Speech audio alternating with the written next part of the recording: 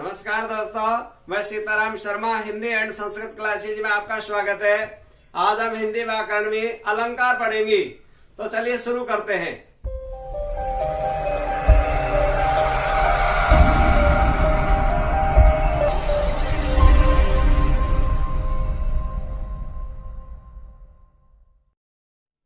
दोस्तों, अलंकार आभूषित करने वाले पदार्थ को अलंकार कहते हैं। अलंकार का वास्तविक अर्थ होता है सुंदरता, जिसका यानी जो अलंकार के प्रणेता है वो है भामे। कंपटीशन एग्जाम में पूछ लिया जाता है अलंकार के निर्माता कौन है, तो अलंकार के जो रचनाकार है वो भामे है। बाद में तो बहुत सारे कवि आ गए। क्वेश्चन पूछ लिया जाता है अलंकार के प्रणेता कौन है, भामे। यानी समझो केशव दास जी है, उन्होंने तो यहाँ तक लिख दिया कि भूषण बिन न विराज ही कविता वनिता मित्र। यानी आभूषण के सौंदर्यकरण से ही वनिता होती स्त्री, आभूषण के सौंदर्यकरण से ही स्त्री की सुंदरता बढ़ती है। उसी तरह से एक जो कविता होती है उसकी सुंदरता भी अलंकार के माध्यम से होती है। एक विवाह मंडप में दुल्हन जब तक यानी मेकअप करके और सारा आभूषण पहन करके नहीं आती और चार चांद नहीं लग जाते, तब तक उसकी सुंदरता नहीं होती। अलंकार का संबंध तत्काल नेत्रों से होता है, यानी किसी भी चीज को देख करके नेत्र भाव विभोर हो जाते हैं और मन पूर्ण रूप से प्रसन्न हो जाता है, आनंदित हो जाता है, उसे कहते हैं अलंकार। तो अलंकार में बाहरी संसाधनों की आवश्यकता पड़ती है। अलंकार दो प्रकार के होते हैं, एक होता है शब्दालंकार, दूसरा होता है अर्थालंकार। शब्दालंकार होता है शब्द के माध्यम से जिस काव्य की सुंदरता बढ़ाई जाती है वह हमेशा शब्दालंकार होता है। अर्थालंकार होता है अर्थ के माध्यम से जिस काव्य की सुंदरता बढ़ाई जाती है वह हमेशा अर्थालंकार होता है। तो आज यहाँ पर हम शब्दालंकार प्रारंभ करते हैं। शब्दालंकार कंपटीशन एग्जाम में भी पूछ लिया जाता है वही शब्दालंकार कितने प्रकार के होते हैं, तो शब्दालंकार होते हैं 5 प्रकार के, लेकिन यहाँ पर कंपटीशन एग्जाम में ज्यादातर 4 प्रकार के प्रयोग किया जाता है। तो पहला वाला जो शब्दालंकार है उसमें है अनुप्रास अलंकार। अनुप्रास, अनु का अर्थ होता है पीछे, जहाँ समान वर्णों की आवृत्ति बार बार होती है वहाँ अनुप्रास अलंकार होता है। कंपटीशन एग्जाम में पूछ लिया जाता है तो अनुप्रास अलंकार, लेकिन अनुप्रास में कौन सा है, क्यों कि अनुप्रास अलंकार के भी भेद है। अनुप्रास अलंकार होता है वो 5 प्रकार का होता है, जिसमें पहला वाला होता है छेकानुप्रास अलंकार। ये वाला छेकानुप्रास अलंकार, छेकानुप्रास अलंकार वहां होता है जब एक या अनेक वर्णों की आवृत्ति केवल एक बार होती है, वहां छेकानुप्रास अलंकार होता है। जैसे कहत कत परदेसे के बात, यहाँ पर देखो दोस्तों, एक शब्द में एक जो वर्ण है वो एक बार आना चाहिए। यहाँ पर ये शब्द है कहत, इसमें के आ गया, आगे वाला जो है उसमें भी के आ गया। आगे उदाहरण है पेरे परे देहे छेने राजत सने भेने, यहाँ पर यो पैवान आ गया, इधर भी पैवान आ गया। एक शब्द में एक बार आता है वहां हमेशा छेकानुप्रास होता है। आगे वाला उदाहरण है विमल वाणी ने वीणा ली, यहाँ पर वह के इधर वह है इधर वह है, तो यानी एक ही वर्ण के आवृत्ति एक शब्द में एक बार होती है, वो हमेशा छेकानुप्रास होता है। दूसरा वाला होता है वृत्यानुप्रास अलंकार। वृत्यानुप्रास अलंकार वहां होता है जहां एक वर्ण की आवृत्ति अनेक बार हो, वहां वृत्यानुप्रास होती है। यानी जैसे रघुपति राघवे राजा राम पतित पावन सीताराम। यहाँ पर देखो रे की आगे इधर रे है, इधर भी रे है, इधर भी रे है, यानी प्रत्येक जो शब्द आ रहे हैं वहां एक से अधिक बार आवृत्ति हो रही है। इस वाले में ते सीताराम यानी ते आ गया, इधर ते आ गया, इधर ते आ गया, यानी इस वाले जो पंक्ति इसमें रे की आवृत्ति बार बार हो रही है और आगे वाली पंक्ति है इसमें ते वर्ण की आवृत्ति बार बार हो रही है। आगे वाला उदाहरण है चारों चंद्र की चंचल किरणें खेल रही है जल थल में, यहाँ पर चे आ गया, चे आ गया, चे आ गया, चे आ गया। आगे वाली जो पंक्ति है खेल रही है जल थल में, आगे वाले पंक्ति में ले के बारंबारता हो रही है। तो जहां पर एक ही वर्ण अनेक बार आता हो वहां पर प्रत्यानुप्रास होता है। तीसरा वाला होता है श्रुत्यानुप्रास। श्रुत्यानुप्रास अलंकार वहां होता है जहां कंठ, तालु, दंत किसी एक ही स्थान से उच्चारित होने वाले वर्णों की आवृत्ति होती है, वे हमेशा श्रुत्यानुप्रास होता है।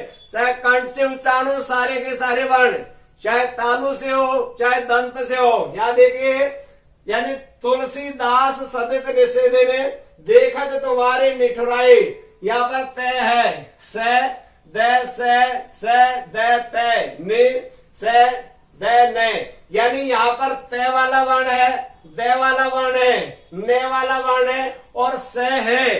इन सभी का उच्चारण स्थान दंत से है, यानी एक ही उच्चारण स्थान से होता है, वो हमेशा श्रुत्यानुप्रास होता है।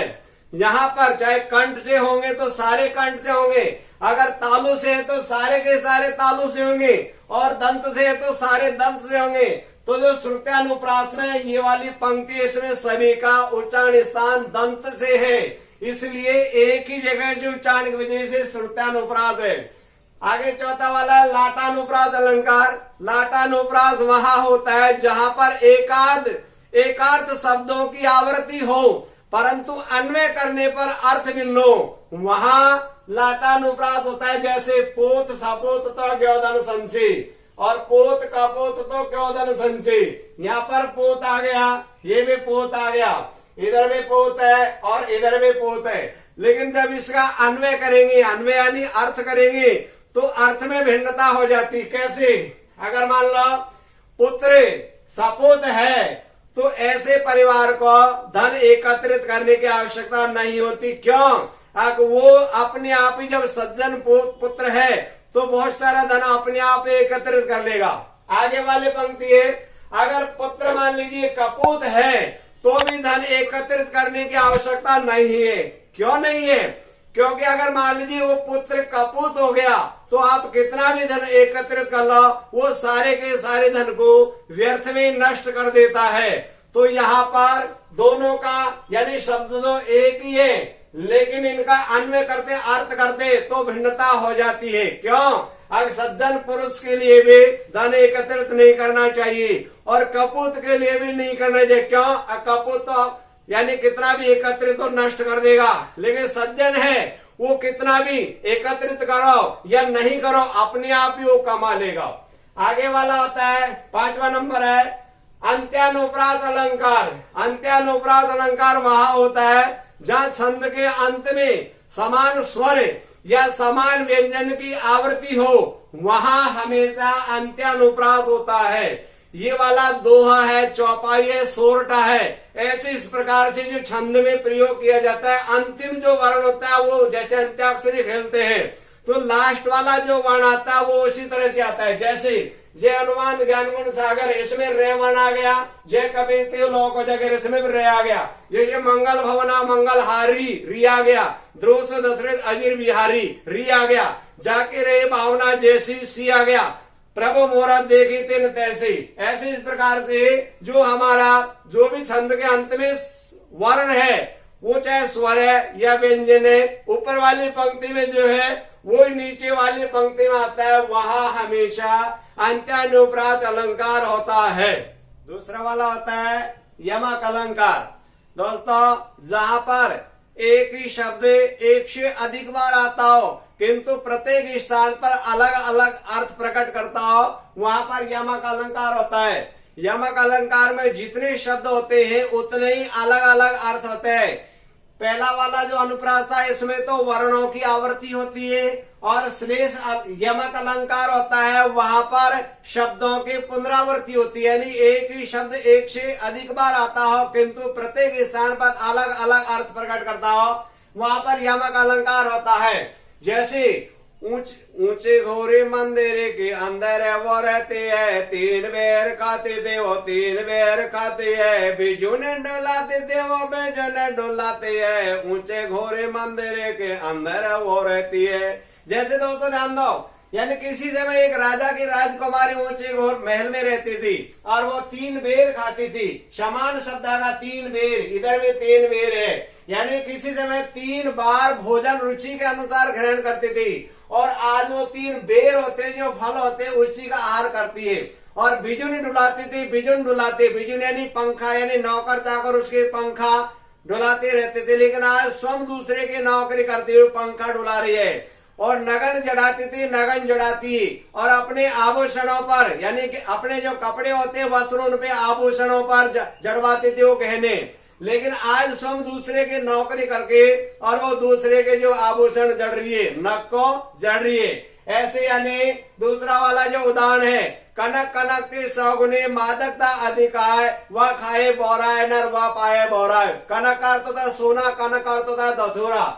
ऐसे आगे उदाहरण है, सारंग ले सारंग चलो, सारंग चढ़ो आए, जो मुख से सारंग कहूं तो मुख को सारंग जाए। यहाँ पर देखो 1 सारंग 2 सारंग 3 सारंग 4 सारंग और 5 सारंग है। प्रत्येक यानी एक ही शब्द अनेक बार है तो अनेक के अर्थ है। जैसे एक सारंग का अर्थ होता है सांप, सांप यानी जो मोर है वो सांप को लेकर के आकाश में उड़ गया, और सारंग चढ़ो जाए। तीसरा वाला सारंग अर्थ होता है बादल, बादल आकाश में गर्जना कर रहा है। आगे वाला है सारंग का अर्थ होता है पीऊ पू। अगर मान लीजिए जो बादल गरजता है उस समय शेर और मोर स्वाभिमानी व्यक्ति है, इनसे दूसरे की आवाज सहन नहीं होती, तो जो ही बादल गरजता है मोर बोलेगा तो मुख को सारंग जाए। तो मुख में जो शिकार है, पहले तो सांप था अब वो शिकार बन गई, जय वो पीऊ बोलेगा तो यानी मुंह में जो सांप था वो नीचे गिर जाएगा। ऐसे दूसरा उदाहरण है कि सारंग ले सारंग चली, सारंग ले सारंग चले, कर सारंग की ओट, झीनो सारंग जान के सारंग कर वो चोट। पहला वाला जो सारंग का अर्थ होता है एक स्त्री अपने हाथ में, दूसरा सारंग का अर्थ होता है दीपक, तीसरा सारंग का अर्थ होगा हाथ में यानी हाथ के माध्यम से साड़ी का पल्ला, यानी एक स्त्री अपने हाथ में दीपक लेकर के और साड़ी के पल्ले से ढक रहा है। और चौथा वाला है हवा सारंग, यानी हवा का तेज धोखा आया। और लास्ट वाला जो सारंग का अर्थ होता है भुज जाना, जो ही हवा का झोंका आया और दीपक बुझ गया। तो यहाँ पर यानी यमक अलंकार में हमेशा शब्द जितने हैं उतने अर्थ होते हैं, वहां पर हमेशा यमक अलंकार होता है। तीसरा वाला जो होता है वो होता है श्लेष अलंकार। श्लेष का अर्थ होता है चिपकना, जहाँ पर एक ही शब्द के एक से अधिक अर्थ चिपके रहते वहां हमेशा श्लेष अलंकार होता है। जैसे जो रहीम गते देव के कुल कपोत के सोए, बारे उजियारो करे बड़े अंधेरा होए। यहाँ पर एक दीपक के बारे में बताया गया है कि रहीमदास जी कह रहे हैं सज्जनों, अगर परिवार में यानी एक जो कुल में परिवार में अगर मान लीजिए पुत्र है तो वो यानी परिवार की उन्नति कर देता है। जैसे जिस प्रकार से एक दीपक होता है, अगर उसको हमें बारे बारे कर देता है जलाना तो उजाला कर देता है, लेकिन अगर मान लीजिए वही बड़े कर देता है बुझ जाना तो अंधेरा हो जाता है। ये बात तो बिल्कुल सही है, लेकिन परिवार में अगर पुत्र अगर मान लीजिए सपूत है तो कुल का नाम रोशन हो जाता है, लेकिन पुत्र है वो क्या है कपूत है, तो पुत्र मौजूद होने के बावजूद भी परिवार में अंधेरा का अंधेरा बना रह जाता है, यानी वंश वृद्धि समापन हो जाती है। आगे इसी का उदाहरण है कि रहीमन पानी राखे बिन पानी सब सोन, पानी गेन ओबरे मोती माने शून। तो यहाँ पर यानी श्लेष में एक ही शब्द के एक से अधिक अर्थ। पानी का अर्थ होता है इज्जत, पानी का अर्थ होता है यानी पानी के माध्यम से आटा लगाया जाता है, पानी के माध्यम से चूना, यानी जो भी अपने दैनिक जीवन में प्रक्रिया होती है वो सब पानी के माध्यम से किया। अगर आदमी की इज्जत खत्म हो जाती है तो उसका जीवन बेकार हो जाता है। तो श्लेष में हमेशा यानी एक शब्द होता है अनेक अर्थों में प्रयोग किया जाता है। दोस्तों चौथा वाला है वक्रोक्ति अलंकार। वक्रोक्ति अलंकार वहां होता है जहाँ कहने वाला बिल्कुल सही कहे लेकिन समझने वाला उसके अन्य अर्थ प्रकट कर देता है, वहां वक्रोक्ति यानी ये हमेशा हंसी मजाक वाला अलंकार होता है। जैसे को तुम हो इत्यादि कहाँ घनश्याम हो तो कहते हो बरसो, यानी भगवान कृष्ण जी और राधा थे। तो यहाँ पर यानी भगवान कृष्ण जी बाहर घूमने के लिए चले जाते, राधा जी अंदर स्नान करने लग जाती, राधा जी स्नान में करने में देर लगा देते, कृष्ण जी जल्दी आ जाते। तो उन्होंने दरवाजा बजाया, अंदर से राधा बोलती है कौन हो तुम। कृष्ण जी को सब पता था अंदर राधा है, लेकिन राधा को पता नहीं था बाहर कौन है। तो उन्होंने तेज आवाज में बोला तो कृष्ण जी ने भी मजाक कर दिया, यानी क्या करे, कौन हो तुम, इधर कहां से आए हो। तो भगवान कृष्ण जी ने यूं कहा कि मैं घनश्याम हूँ। तो घन का अर्थ होता है बादल, श्याम का अर्थ होता है काला। तो राधा ने उसको हंसी मजाक में ले लिया वक्रोक्ति में। अगर तुम काले बादल हो तो कहीं जाके बरसात करो, कमरे में बरसात थोड़ी करोगी। तो उन्होंने ये मजाक में जो बात कह देती है वो हमेशा वक्रोक्ति अलंकार होता है। दोस्तों, अगर आपको ये वीडियो अच्छी लगी तो आप इसे लाइक करें तथा हमारे चैनल को सब्सक्राइब करें। और इस टॉपिक में किसी प्रकार के आपको कोई प्रॉब्लम हो तो आप हमें कमेंट करके अवश्य बताएं।